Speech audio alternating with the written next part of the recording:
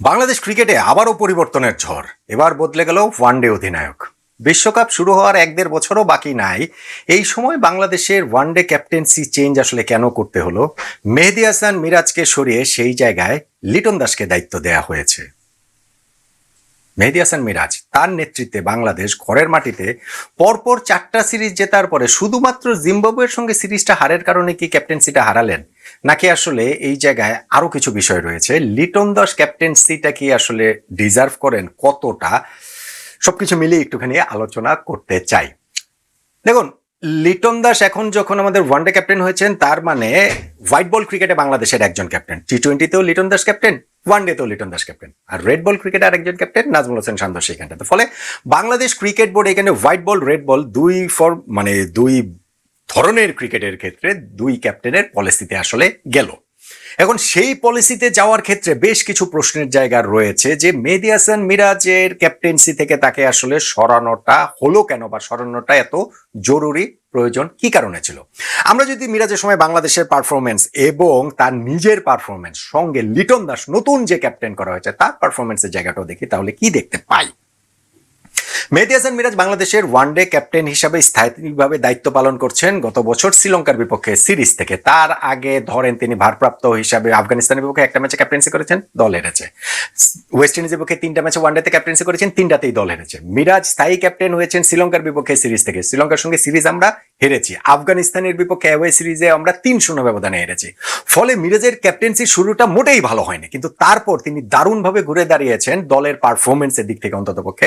কেননা ওয়েস্ট ইন্ডিজের বিপক্ষে বাংলাদেশ সিরিজ জিতেছে 2-1 ব্যবধানে, আমরা সিরিজ জিতেছি পাকিস্তানের বিপক্ষে, নিউজিল্যান্ডের বিপক্ষে, অস্ট্রেলিয়ার বিপক্ষে। যখন পরপর 4টা সিরিজ আমরা এরকম জিতি, হোক সেটা ঘরের মাটিতে, আমার কাছে মনে হয়েছিল যে টু সাম এক্সটেন্ট আমরা 2015-র বাংলাদেশকে আবার দেখতে পাচ্ছি কিনা। সেই মাশরাফি বিন মুর্তজার বাংলাদেশ, যেইখানটাতে আমরা ঘরের মাটিতে ভারত, পাকিস্তান, সাউথ আফ্রিকা এরকম 3টা বিগ টিমের এগেনস্টে সিরিজ জিতেছিলাম। তো এইবারও ঘরের মাটিতে আপনি ওয়েস্ট ইন্ডিজকে ব্র্যাকেট বন্দি করে রাখলেও পাকিস্তান, নিউজিল্যান্ড, অস্ট্রেলিয়ার বিপক্ষে আমরা সিরিজ জিতেছি, এবং সেইগুলো যে একেবারে ধরেন মিরপুরের ওই উইকেট বানিয়ে আমরা একেবারে আনপ্লেবল উইকেট বানিয়ে জিতেছি, আন্ডার প্রিপেয়ার্ড উইকেট বানিয়ে জিতেছি, তা বলা যাবে না। ফলে ওই জায়গাটাতে ক্যাপ্টেন মিরাজকে আসলে হিউজ ক্রেডিটটা দিতেই হবে। আমরা লাস্ট সিরিজটা জিম্বাবুয়ের বিপক্ষে তাদের মাটিতে গিয়ে হেরে গিয়েছি। এইটাই কি আসলে মিরাজের ক্যাপ্টেন্সিটা কস্ট করলো কিনা? যেহেতু আগামী 1-1.5 বছর পর 2027 সালের অক্টোবর-নভেম্বরে এই জিম্বাবুয়ে, সাউথ আফ্রিকা, নামিবিয়াতেই বিশ্বকাপটা হবে।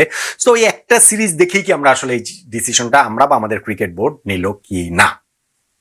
মেহেদী হাসান মিরাজের ব্যক্তিগত পারফরমেন্সের কথা যদি বলি, এই সময়টার মধ্যে বাংলাদেশ টিমের পারফরমেন্সের কথা যদি বলি, আমি তো সিরিজগুলোর কথা বললাম, কিন্তু তার মধ্যে ধরেন হচ্ছে 24টা ওয়ানডে ম্যাচ খেলেছে বাংলাদেশ, তার মধ্যে আমরা 10টা ম্যাচ জিতেছি, 14টা ম্যাচ আমরা হেরেছি মিরাজের ক্যাপ্টেন্সির সময়টাতে। আর ধরেন স্থায়ী ক্যাপ্টেন হওয়ার পরের হিসাবটা যদি আমরা করি, তাহলে তিনি 20টা ম্যাচে ক্যাপ্টেন্সি করেছেন, তার মধ্যে 10টাতে বাংলাদেশ জিতেছে, 10টাতে বাংলাদেশ হেরেছে, অ্যাবসলিউটলি 50-50।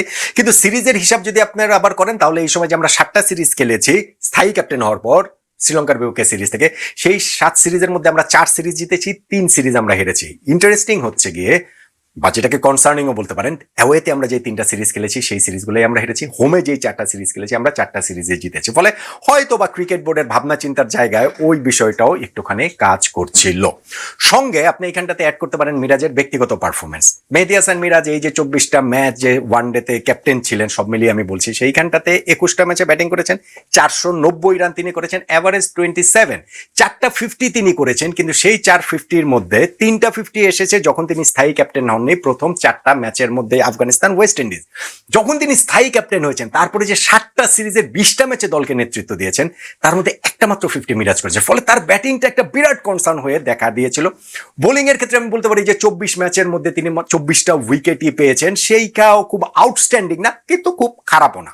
তবে পারফরমেন্সের জায়গা থেকে মেহেদী হাসান মিরাজের ব্যাটিংটা আসলে বাংলাদেশ টিম সেইভাবে এই ওয়ানডে ম্যাচগুলোতে অত ভালোভাবে আসলে পাচ্ছিল না, এইটা বলা যেতে পারে। এখন আসেন লিটন দাসের ক্ষেত্রে মেহেদী হাসান মিরাজের ক্যাপ্টেন্সিটা সরানো।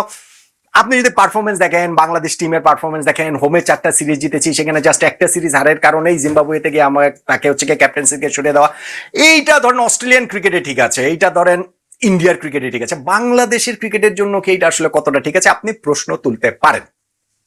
লিটন দাসের ক্ষেত্রে যেটা, সেটা হচ্ছে গিয়ে ওয়ানডে ফরম্যাট এবং টি-20 ফরম্যাট, দুই ফরম্যাটের ক্যাপ্টেন এখন লিটন। ওয়ারএজ ওয়ানডে ফরম্যাটে লিটন কিন্তু এই কিছুদিন আগ পর্যন্তই দলেই ছিলেন না। লিটন দাস মাঝখানে 2023 সালের নভেম্বর থেকে 2024-2025 মিলিয়ে এই প্রায় 2-2.5 বছর মিলিয়ে তিনি ওয়ানডে ম্যাচ খেলার সুযোগ পেয়েছিলেন 8টা। সেই 8 ম্যাচে তিনি করেছিলেন মাত্র 13 রান।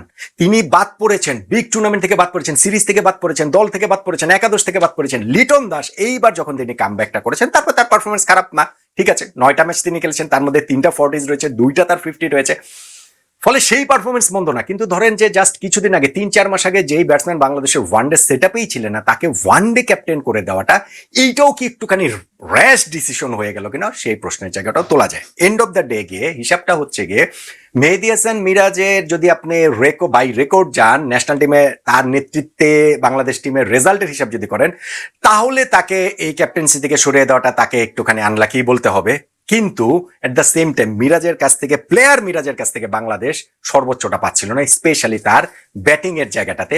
এইটার কথাটাও আসলে মানতেই হবে। এবং লিটন দাসেরটা আপনার অ্যাপারেন্টলি মনে হতে পারে যে না ঠিক আছে, লিটন তো কয়েক মাস আগে আমাদের ওয়ানডে সেটআপেই ছিলেন না, কিন্তু লিটনের সামর্থ্যের কথা যেমন আমরা সবাই জানি, সেটা অবশ্য 10-11 বছর ধরেই আমরা জানছি, এটার প্রতিফলনটা একটু কমই দেখি, কিন্তু ওই সামর্থ্যের কথাটা বিবেচনা করে Bangladesh cricket board white ball red বল ফরম্যাটটা আলাদা করেছে বলে, এবং আগামী বছর যেই বিশ্বকাপটা হবে অ্যাওয়েতে, সাউথ আফ্রিকা, জিম্বাবুয়ে, নামিবিয়া, যেই অ্যাওয়েতে মিরাজের নেতৃত্বে বাংলাদেশের যেই স্থায়ী ক্যাপ্টেন হওয়ার পর 3টা সিরিজ খেলেছেন, সবগুলোতেই হেরেছে বাংলাদেশ। ইনফ্যাক্ট তার আগের যে একটা সিরিজ ওয়েস্ট ইন্ডিজ, সেইটাও হেরেছে। এইটাও হয়তো বা ক্রিকেট বোর্ডের মাথাতে ছিল। আমার কাছে মিরাজকে টু সাম এক্সটেন্ট একটু আনলাকি মনে হয়, কিন্তু at the same time Bangladesh cricket বোর্ডের এই সিদ্ধান্তটাকে একটুখানি ব্রেভ ডিসিশনও মনে হয়। আমি এই মুহূর্তে দাঁড়িয়ে আমি ঠিক নিশ্চিত না যে আসলে এই সিদ্ধান্ত কতটা ভালো হবে, নাকি আসলে ব্যাকফায়ার করবে। মেহেদী হাসান মিরাজকে প্লেয়ার হিসাবে, অলরাউন্ডার হিসাবে বাংলাদেশ টিমের ডেফিনেটলি প্রয়োজন, কিন্তু আরো অনেকের ক্ষেত্রে যেমন হয়েছে যে ক্যাপ্টেন্সির প্রেসারে নিজের পারফরমেন্সটাই কি আসলে ভুলে যান কিনা, মিরাজকেও প্রবাবলি সেই কারণেই তার ক্যাপ্টেন্সিটা কস্ট করতে হলো, স্পেশালি তার ব্যাটিং এবং ন্যাশনাল টিমের পারফরমেন্স, স্পেশালি অ্যাওয়েতে তার নেতৃত্বে বাংলাদেশ টিমের পারফরমেন্স, সেইটার মাথায় রেখে হয়তোবা বাংলাদেশ ক্রিকেট বোর্ড এই সিদ্ধান্তটা নিয়েছে, ওয়ানডে ক্যাপ্টেন্সিটা মিরাজের পরিবর্তে লিটন দাসের কাছে দিয়েছে। এখন এটা নিয়ে আমরা আলোচনা করছি, আমিও আলোচনা করছি, হয়তো বা 1-2 দিন আলোচনা হবে, বাট আমি মনে করি যে এখন সবার আসলে লিটন দাসকে ব্যাক করাই উচিত, যেহেতু ক্যাপ্টেন্সি চেঞ্জটা হয়েই গিয়েছে।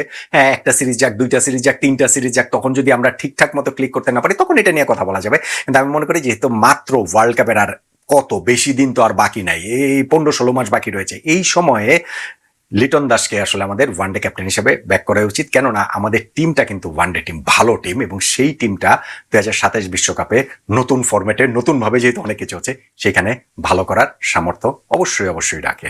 মেহেদী হাসান মিরাজ বাংলাদেশের ওয়ানডে ক্যাপ্টেন হিসাবে তার পারফরমেন্স, আমি আসলে টিমের পারফরমেন্স বলবো ভালোই ছিল, বেশ ভালোই ছিল, এবং সেই জায়গা থেকে তিনি নিজেকে একটু আনলাকি ভাবতে পারেন যে ওয়ার্ল্ড কাপের 1 বছর আগে তাকে সরিয়ে দেওয়া হলো।